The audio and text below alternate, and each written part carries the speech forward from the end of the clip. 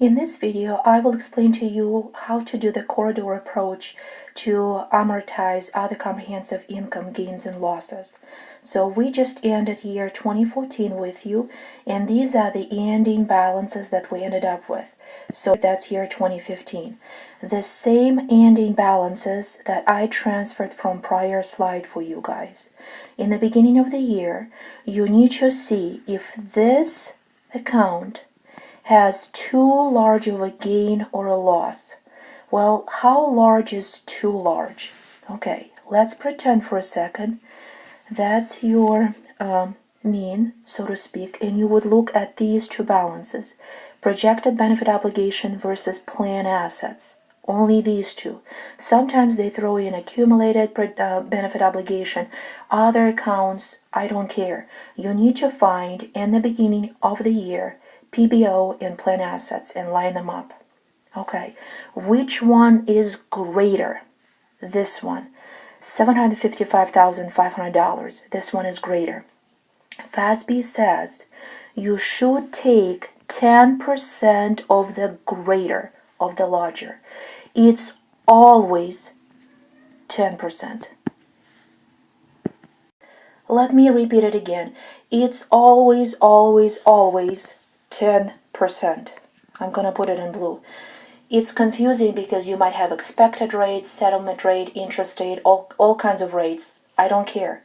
It's a special materiality limit that is set by FASB, so it is always 10%. Okay? So keep that in mind. We took 10%, and here is my amount, $75,000 roughly. So from here, I have $75,000 both ways, because I could have a gain or a loss. So this is my 10% corridor, and it's $75,550. Let's take a look at what I have. I have a loss.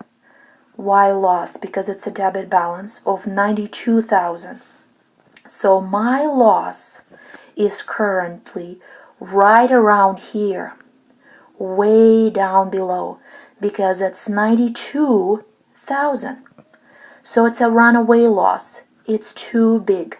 It's outside this corridor that I can tolerate. So my goal is to gradually pull it in where it belongs and I can tolerate again. So what can I do?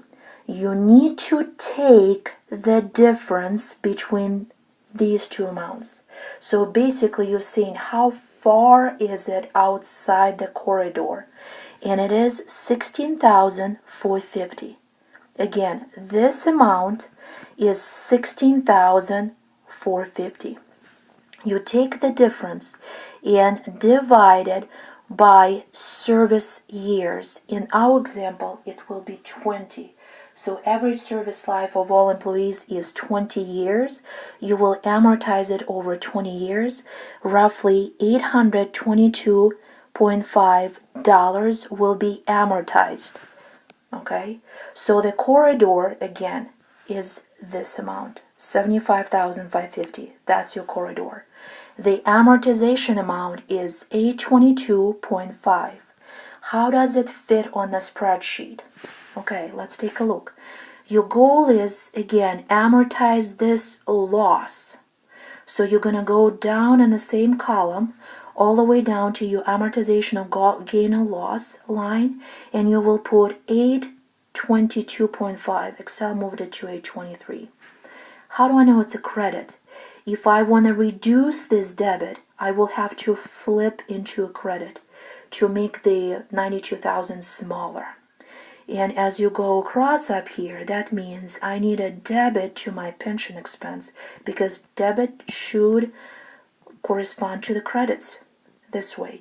And also that amortization of loss will increase your pension expense. That's why it's a debit. So $823. That's it. As long as you can keep in mind that you need to find two items, PBO and plan assets, take the larger of the two, multiply it by 10%, that gives you the corridor. Compare to what you have in your gain and loss, only this not the prior service cost, not this one, only this. And then see if you are outside the corridor. Good luck with this one.